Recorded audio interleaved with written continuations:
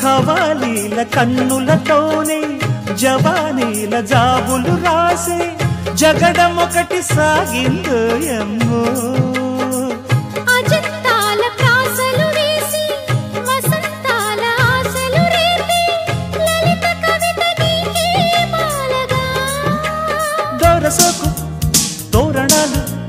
కౌగిలింత కారణాలై వంశధార నీటి మీద హంసలేఖ రాసిన ఉత్తరాల ఊర్వశి ప్రేమలేఖ ప్రేయసి అందమంతా అక్షరాల హారతిప్పగా అలా అలా అదెంత వేడి వెన్నెలా నిజానికి ఇదంతా ఒట్టు